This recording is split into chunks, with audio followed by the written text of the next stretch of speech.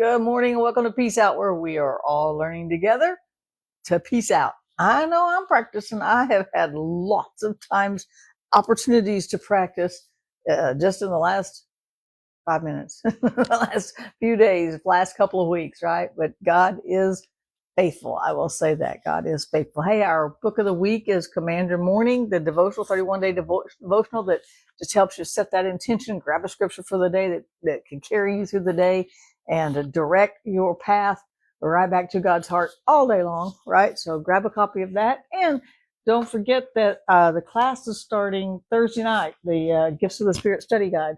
We're going to look at why should we even study them? Why are they even in the Bible? What do we need to know about them, right? What do we not need to know about them? Sometimes we need that too, right?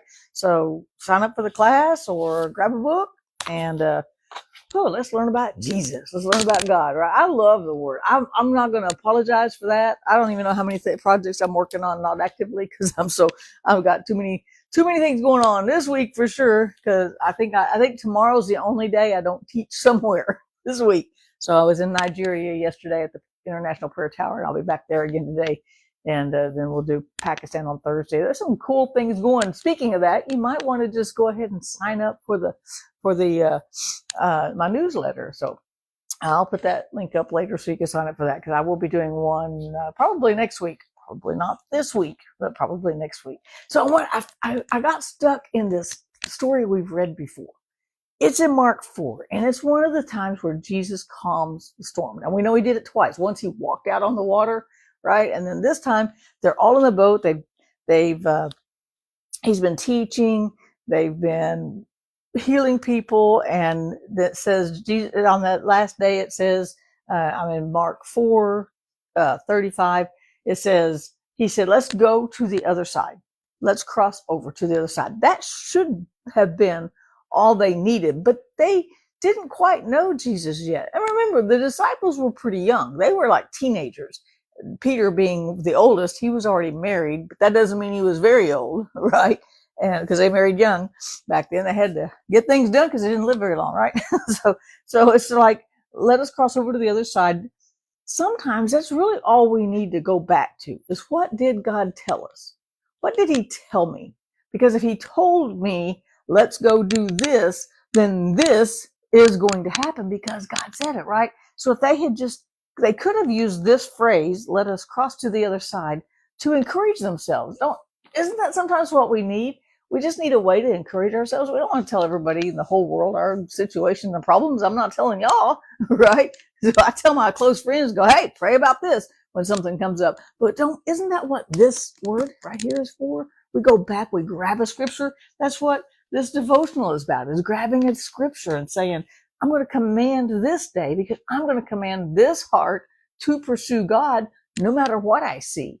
So we can always, when we're going through something, we can always go back and grab hold of what God has already said to encourage us to go through whatever we're traveling through emotionally, mentally, physically, financially, any of those arenas. We can always go back to what he already said. So they could have just said, you know what? He said, let's go to the other side. We're going to the other side, right? But they didn't. Of course, he went to sleep. Jesus said, let's go to the other side. And then he crawled down in the bottom of the boat and went to sleep. Big storm came. And as they woke him up and they said, teacher, do you not care that we're dying here? We are about to die. And he got up and spoke to the wind and said, peace, be still. And the wind stopped and there was a great calm. Now that had to be a really weird feeling if we just look at it in the natural, right? The wind is blowing, it's raining, the boat is rocking all over the place. Jesus stands up and goes, peace, be still, and boom, it's calm. Everything's calm. That had to be one of those, that's weird and cool all at the same time, right? It had to have been a very crazy experience for these guys, right? And then he said, why are you so afraid? How is it you have no faith?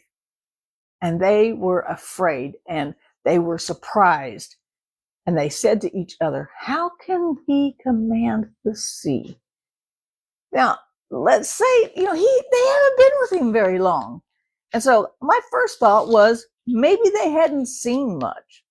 Maybe they didn't see a lot of his miracles. Maybe maybe they didn't, maybe there wasn't much going on yet. They just started following him. We're only in the 4th chapter of Mark. But then I looked back and look, he cast out an unclean spirit in chapter 1. He healed Peter's mother-in-law up close and personal, right? He healed many, it says, after on the Sabbath. Then it says he cleansed the leper. That's all chapter 1 of Mark. That's all chapter 1 of Mark. Just those 4 healings. Then he healed a paralytic that they let down through the roof. They saw that. Then it says he healed the man with the withered hand, right? And then it says many came to him and he healed them. So they've seen him do things. They have already seen him do miracles. How is it that now they're like, how did he do that? Because he calmed the sea. They didn't say, how did he heal the paralytic? How did he heal the man with the withered hand? How did he cast the demon out? How did he heal the man with leprosy? How did he heal Peter's mother-in-law? The blessing he probably did not. I hope that was still a blessing, right? Of course it was. And, but now when they're in the boat and they see him stand up and calm the sea, and now that makes a question make more sense. When Jesus says, why are you so fearful? How is it that you have no faith? See, I used to think, why would he say that to them? That's not really fair. They're just young guys and they've just been following you for 4 chapters, right? And then we don't know the time length of that. Maybe a few weeks, maybe a couple of months. We don't know, right? But it wouldn't have been very long. Why would he say that? Well, then I realized how much they had seen him do. No wonder he said, don't you trust me when you're in the storm? See, that's the catch right there. It wasn't their hand that got stretched out. It wasn't their leprosy that got healed. It was their mother-in-law. It was Peter's mother-in-law, right? But it wasn't them when it was the others pressing in and they were seeing others be healed. But all of a sudden, this time they're in a boat and it affected them. And then they were like, whoa, who is this? Even though they've already seen all these other things, now they're asking, who is this that commands the waves and the seas and they obey? Not just that he commands them, because if he'd have stood up and said, y'all settle down, peace, be still, and nothing had happened, they'd have gone, well, he took a shot at it. But because the wind and sea obeyed what Jesus said, and they were in the boat, they saw it, they felt it. It wasn't somebody else. It was their fear. They were afraid of the storm. Then they were afraid of Jesus. But what did they think he was going to do? Why did they wake him up? Did they not know somehow deep rooted in their heart that he had the answer? Don't we somehow way down deep seated in our hearts know somehow God has our answer too? And all we need to do is wake him up and say, hey, do you see what's going on right now? He's not asleep. We know God does not sleep. We know that from the Psalms. He never slumbers. He never sleeps. He always watches over us.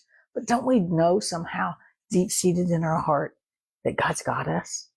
But we need him to calm that storm. Absolutely. But can we look at the things we've seen him do already to say, I know he's got this too. And then we don't have that fear of what he will do. We don't have that fear of, they were more afraid. It seemed like they were more afraid of the calm than they were of the storm. They were more, and don't we sometimes get that way? I'm more afraid of what God's going to do than what I'm going through, right? No, we just have to go back and look at what he has done to remind ourselves of what he can do on our behalf today. He's got us. He's in our boat. Nobody jumped ship here, right? He's in our boat and he's going to calm the seas of life around us. And we can look at the stuff he's already done to know that he's going to take care of whatever we're facing today. And that's why we can peace out today. Peace out. Have a great day. I'll see you again tomorrow.